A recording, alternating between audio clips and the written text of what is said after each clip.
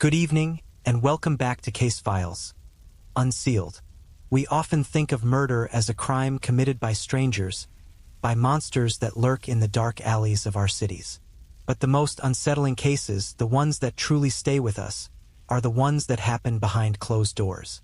The ones that grow in the fertile soil of family, jealousy, and forbidden desire.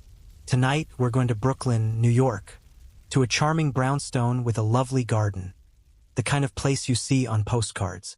We're going to talk about the Miller brothers, Ethan and Ben. One, a titan of Wall Street, the other, a struggling artist.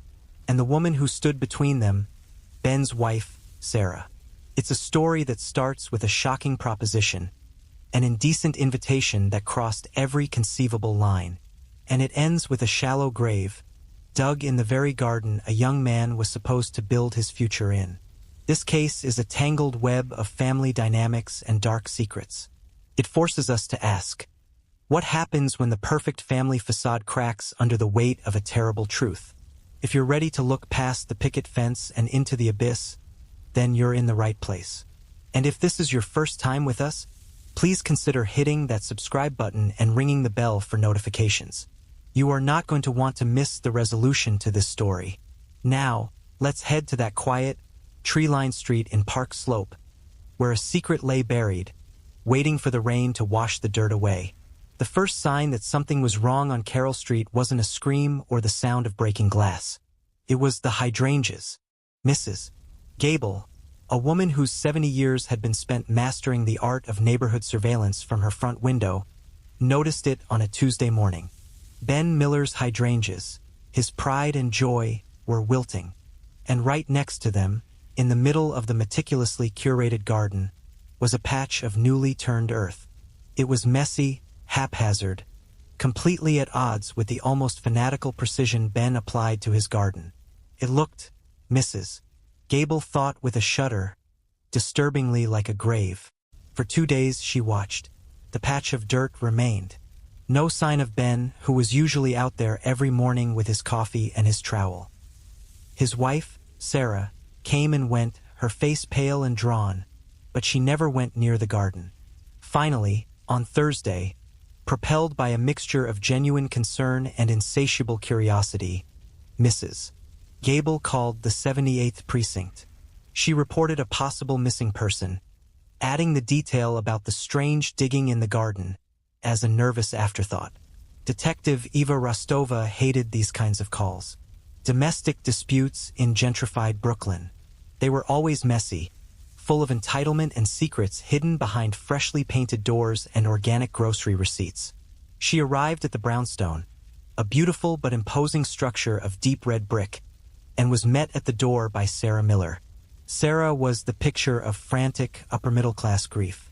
She was beautiful in a delicate, bird-like way, with large, expressive eyes that were now red-rimmed from crying. She wrung her hands as she explained that her husband, Ben, had been gone for 4 days. "He's an artist," she said, gesturing vaguely around the living room, which was filled with half-finished canvases and the sharp, clean scent of turpentine. "He gets into these moods. He's been struggling, feeling like a failure. We had a small argument on Sunday night and he just walked out. I thought he needed space. I didn't want to smother him." Rostova listened, her gaze taking in the details. The apartment was stylishly chaotic, but it was clean, too clean. There was a faint, lingering scent of bleach in the air, trying and failing to mask the smell of oil paints. Did he take anything with him? His wallet? His phone? Rostova asked. I don't know, Sarah stammered. His wallet is gone, yes, but his phone is here. She pointed to a sleek smartphone charging on the kitchen counter. He must have forgotten it. A struggling artist walks out to clear his head but leaves his phone. His lifeline to the world? Red flag number 1. Rostova asked about the garden. Sarah's face went blank for a fraction of a second. Oh, that? Ben he was planning to plant a new rose bush. He was preparing the soil. Her explanation was plausible, but her delivery was hollow. Just then, a black sedan, the kind that costs more than a police detective makes in 2 years, purred to a stop outside. A man in a perfectly tailored Tom Ford suit emerged. He was handsome in a sharp, predatory way, with the kind of confident posture that comes from a lifetime of never having a door closed in your face. "Ethan?" Sarah breathed, a wave of what looked like relief washing over her. Ethan Miller, Ben's older brother, strode into the apartment like he owned it. He enveloped Sarah in a hug, murmuring reassurances into her hair before turning his attention to Rostova. "Detective," he said, his voice a smooth, deep baritone. "Ethan Miller. I came as soon as Sarah called me. I can't say I'm surprised by this." Rostova raised an eyebrow. "Surprised by what, Mr. Miller?" "Ben taking off," Ethan said with a sigh. A carefully calibrated performance of fraternal disappointment. "He's always been volatile. The artistic temperament. He worships the idea of the suffering artist a little too much. He runs up debts, I pay them. He gets into a mood, he disappears for a few days. It's his pattern." He looked at Sarah with pity. "Frankly, she's a saint for putting up with it." He was effortlessly casting his missing brother as a deadbeat, a flighty, unreliable man-child, while positioning himself as the stable, responsible savior. It was a masterful piece of narrative control. Rostova felt an immediate, instinctive dislike for him. "So you believe your brother just left?" she asked. "I'm sure he'll turn up in a few days with some grand story, smelling of whiskey and regret," Ethan said with a dismissive wave of his hand. "And the digging in the garden?" Ethan glanced out the back window. "Who knows? One of his projects. You'd have to ask him." He exuded an air of such complete confidence that he almost made Rostova doubt her own instincts. Almost. She left the brothers-in-law and called for a forensics team. She didn't have enough for a warrant to dig, but she could get a K-9 unit that was trained to detect human remains. An hour later, a German shepherd named Zeus began barking frantically, pawing at the disturbed patch of earth next to the wilting hydrangeas. That was all the probable cause she needed. The dig was solemn and quiet under the graying afternoon sky. It didn't take long. Less than 4 feet down, wrapped in a canvas drop cloth, one of Ben's own, they found him. Benjamin Miller, age 32. His head caved in on one side from a massive, brutal impact. The scene inside the brownstone erupted. Sarah collapsed into hysterics, her grief now raw and terrifyingly real. Ethan rushed to her side, his perfect composure finally cracking, his face a mask of horror and disbelief. Or at least it looked that way. To Rostova, the whole scene felt like a play, and she hadn't yet figured out who had written the script. The next 24 hours were a blur of forensics, canvassing, and preliminary interviews. The medical examiner confirmed the cause of death: blunt force trauma. The time of death was estimated to be late Sunday night or early Monday morning, right after the small argument Sarah had mentioned. The murder weapon was missing. Rostova's team got a warrant for the brothers and Sarah's phone records. It was standard procedure. Mostly, they found what they expected. Texts about dinner plans, business calls for Ethan, links to art supplies for Ben. It was mundane, until Rostova's partner, Detective Simmons, let out a low whistle. "Eva, you need to see this." He handed her his tablet. On the screen was the message history between Ethan Miller and his sister-in-law, Sarah Miller. The messages from Ethan in the weeks leading up to the murder were friendly, supportive, full of offers to help with Ben's debts. But then came the messages from Saturday, the day before Ben disappeared. "Ethan, Saturday, 10:14 p.m. I see how you look at me. Sarah, you're not happy. You can't be. This isn't the life you were meant for. Ethan, Saturday, 10:15 p.m. You deserve more than a starving artist in a dusty apartment. You deserve the world. I can give it to you. Ethan, Saturday, 10:18 p.m. He'll never be me. You know that. It was always supposed to be us." Rostova felt a cold knot form in her stomach. She scrolled down further. There was a gap, and then one final message from Ethan, sent late on Sunday night, around the time Ben was likely murdered. It was a message that changed the entire complexion of the case, turning it from a domestic tragedy into something far uglier. "Ethan, Sunday, 11:32 p.m. Leave him. Tonight, just walk out the door and get in a cab. Come to my place. Let's stop pretending. I want you in my bed, Sarah. Where you belong. Rostova stared at the screen, the words glowing with illicit toxicity. An invitation, proposition, a motive, a brother inviting his sister-in-law to have sex, to leave his own brother, on the very night that brother was bludgeoned to death and buried in his own garden. The perfect family facade had just been shattered, and Detective Rostova was looking at the man holding the hammer. Her prime suspect wasn't the grieving brother. He was a manipulative adulterer who wanted his brother's wife and, it now seemed, was willing to kill to have her. Interrogation Room 3 at the 78th Precinct was a sterile, soundproof box designed to strip away pretense. Ethan Miller, however, seemed immune to its effects. He sat at the metal table, flanked by a lawyer whose suit was even more expensive than his own, and radiated an aura of unshakable calm. He looked less like a murder suspect and more like a CEO tolerating an inconvenient quarterly review. Yes, I sent the texts, Ethan admitted before Detective Rostova could even lay the printed copies on the table. His tone was one of weary resignation, not guilt. It was a moment of profound stupidity, Detective. I had too much scotch and I was worried about Sarah. I saw my brother spiraling, dragging her down with him. I acted rashly. It was a misguided attempt to offer her a lifeline. His lawyer, a shark named Marcus Thorne, cleared his throat. A foolish and inappropriate gesture, Detective, for which my client is deeply regretful. But it is not a confession to murder. It's a hell of a motive, Mr. Miller, Rostova countered, leaning forward. You wanted your brother's wife. He ends up dead a few hours later. You can see how that looks. What it looks like, Ethan said, his voice dropping, becoming intimate and reasonable, is that my brother, a man with a history of depression and a violent temper, likely saw those texts, confronted his wife, and in a fit of rage, things went horribly wrong. Isn't that the more logical scenario? That this is a tragedy born of his instability, not my ambition. He was brilliant.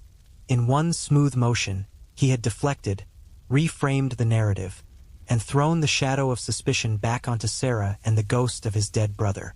Where were you on Sunday night? Rostova asked, changing tactics. I was at a board of directors dinner for my firm at the Grill in Manhattan, Ethan said without hesitation. From 7 p.m. until just after midnight, there were over a dozen witnesses. My partner and I shared a cab home. The doorman at my building saw me enter at approximately 12:45 a.m. I never left my apartment. Rostova's partner, Simmons, who had been running the preliminary alibi check, gave a subtle nod. The story was checking out. High-profile witnesses, GPS data from the cab, a doorman's logbook. Ethan Miller had a rock-solid alibi. It seemed physically impossible for him to have been in Park Slope to commit the murder and bury the body.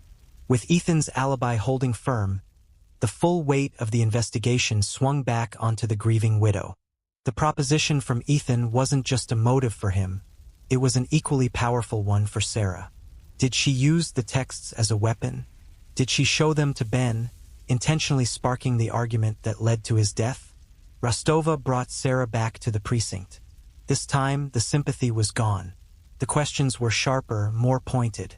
Your husband's brother offered you a new life, Sarah, Rostova began. Were you tempted to take it? I love my husband, Sarah insisted, her voice trembling, but the words sounded rehearsed, brittle. Did you show Ben the texts? Sarah's face flushed with anger. This is insane. You should be investigating Ethan. He's a monster. He was obsessed with me, and now you're trying to blame me. She dissolved into tears, a performance of righteous indignation that was just a little too theatrical. She was no longer just a grieving widow. She was a cornered suspect, and her fear was beginning to curdle into aggression. Rostova left the interview feeling frustrated, but more certain than ever that the truth lay behind Sarah's terrified eyes. She's hiding something, she said to Simmons. Let's tear that brownstone apart again. The murder weapon is there. I can feel it.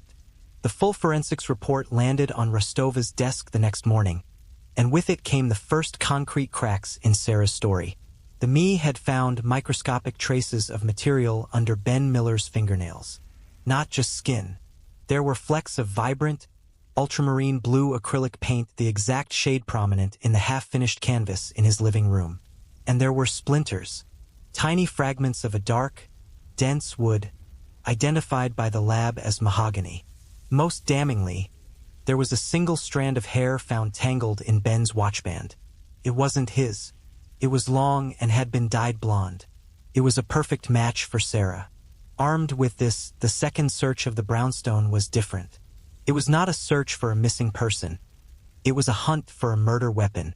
They tore through closets under floorboards in the attic. Finally, in a deep linen closet in the main hallway, tucked behind a stack of old, musty towels, a young officer found it. It was a heavy, cube-shaped block of polished mahogany, about a foot high. It was a sculpture base, clearly one of Ben's pieces. To the naked eye, it was clean, but under the precise, unforgiving light of the forensics lamp, the story changed. Deep in the grain of the wood, invisible to anyone who wasn't looking for it, were faint, dark stains. A luminol test confirmed it. It was blood. They had their murder weapon, a weapon hidden not by a stranger, but by someone who knew the house intimately, someone who knew which closet no one ever looked in. Rostova also dug deeper into the family's past, looking for the root of this toxic triangle. A search of old university records provided the missing piece of the puzzle. 10 years ago at NYU, Ethan Miller and Sarah Preston had been a couple. It was a serious, passionate relationship that had ended abruptly when Ethan, a freshly minted MBA, chose a fast-track job at a prestigious Wall Street firm over moving with her to Chicago for her graduate program. He had chosen ambition over her. A year later, heartbroken, she had reconnected with his younger, gentler brother, the artist who saw her, not a rung on a ladder. The texts weren't just a random, drunken proposition. They were an echo of a decade-old wound. Ethan wasn't just trying to poach his brother's wife. He was trying to reclaim a prize he had once discarded, confident that he could still have anything, and anyone, he wanted. Rostova walked into the interrogation room for the third and final time. Sarah sat at the table, looking small and exhausted. Rostova didn't say a word. She simply placed a single, glossy photograph in the center of the table. It was a picture of the mahogany sculpture base, glowing with the ghostly blue of luminol under the black light. Sarah stared at the photo. Her breath hitched. The carefully constructed walls she had built around herself for 5 days, the grief, the anger, the denial crumbled into dust. A low, animal sound of pure despair escaped her lips, and she collapsed forward, her body racked with shuddering, guilt-laden sobs. The confession, when it came, was a torrent, a flood of misery, regret, and rage that washed away all the lies. She had been unhappy, terribly so. Ben's artistic temperament was a romanticized label for a crushing, untreated depression that had curdled into alcoholism. He was paralyzed by the shadow of his successful brother, and he was taking her down with him. Ethan, the predator, had sensed her weakness and had been preying on it for months. A constant, reassuring voice in her ear whispering that she was meant for more, that he could save her. On Sunday night, she choked out, I couldn't take it anymore. I showed Ben the texts. Why? Rostova asked softly. I wanted to hurt him, she cried. I wanted to make him see what he was losing. I wanted him to get angry, to fight for me, to finally be the man I needed him to be. It had worked, but the result was catastrophic. The sight of his brother's words on her phone screen had flipped a switch in Ben. His despair morphed into a violent, drunken rage. He wasn't the gentle artist anymore. He was a wounded animal. He screamed at her, accusing her of having an affair, of always wanting Ethan's money and power. The argument had moved from the living room to his studio space. He grabbed the heavy mahogany base, a piece for a new sculpture, and raised it above his head, threatening to smash his own work to pieces. He turned toward her, his eyes wild, the block of wood held like a weapon. "He was going to hit me?" she whispered, her eyes wide with the memory. "I swear it. He came at me, and I thought he was going to kill me." In a motion of pure, adrenaline-fueled instinct, she grabbed for the block. They struggled. He was stronger, but he was drunk and clumsy. She wrenched it free, and in a single blind arc of terror and rage, she swung it. She didn't mean to kill him. She just wanted to stop him, to make it end. But the blow landed with a sickening, final thud. He collapsed to the floor, the rage instantly gone from his eyes, replaced by a vacant surprise. Silence. The only sound was her own ragged breathing. She had killed her husband. Panic, absolute and ice-cold, took over. Her mind fractured. The only thought was to erase it, make it undone. She cleaned the floor, the weapon, her hands, with bleach until her skin was raw. She wrapped Ben in his own drop cloth, a final, terrible irony. And then she did the unthinkable. She dragged his body to the one place that was truly his, the garden he had poured his soul into, and she buried him. It wasn't a calculated act of a cold-blooded killer. It was the desperate, illogical act of a mind shattered by trauma. Sarah Miller was arrested and charged with manslaughter. The story became a tabloid sensation. The Park Slope widow and the buried brother. The trial was a spectacle. Ethan Miller was never charged with a crime. He was legally innocent. His alibi was ironclad. He hadn't laid a finger on his brother. But in the courtroom, under the weight of his own texts and Sarah's tearful testimony, he was condemned. He was the architect of the tragedy. He had meticulously planted the seeds of discord in his brother's marriage, cultivated Sarah's unhappiness, and then stood back and watched as his manipulation bore its poisoned fruit. The final scene took place a year after the verdict. A cold autumn wind rustled the last remaining leaves on the trees of Carroll Street. Ethan Miller stood across the street from the brownstone. A sold sign was hammered into the small front lawn. His suit was still perfect. His career, after a brief period of lying low, was back on track. He had won. He had gotten everything he thought he wanted. His brother was gone. Sarah was gone. The path was clear. But his face, illuminated by the cold streetlights, was haunted. He had destroyed his own family out of a toxic mixture of ego, jealousy, and a refusal to accept the choices he himself had made a decade ago.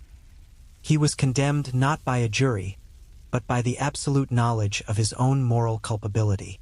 His sentence wasn't to be served in a prison cell. It was to be served every single day, for the rest of his life, in the lonely, silent prison of his own success. He had invited his sister-in-law to have sex, and in doing so, had buried his brother as surely as if he had wielded the shovel himself. He turned and walked away, a solitary figure disappearing into the darkness of the city he had conquered and lost.